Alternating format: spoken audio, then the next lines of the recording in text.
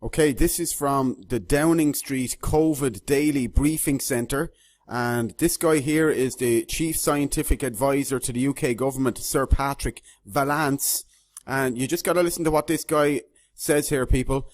He's saying that the Office of National Statistics COVID rates are people who have got COVID on their death certificate, but he says that doesn't necessarily mean that they were infected, because many of them have not been tested.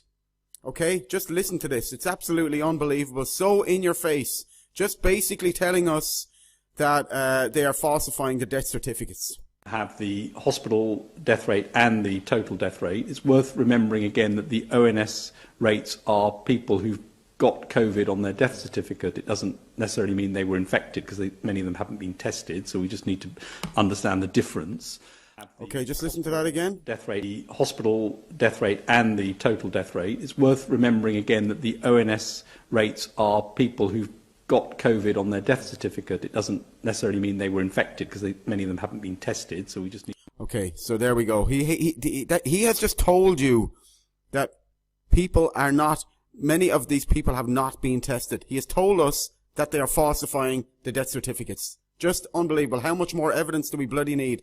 And here's the Health Secretary, Matt Hancock, from the same briefing centre in Downing Street, giving out all of the lies, all of the figures on the COVID deaths and the victims, the alleged victims of the COVID. Just all lies, lies, lies. Just listen to this. Unbelievable. The fear porn, having people living in terror.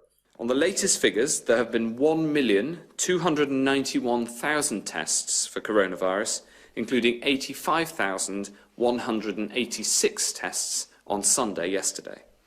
190,584 people have now tested positive for coronavirus, an increase of 3,985. 13,258 people are in hospital with coronavirus, and 28,734 people have died.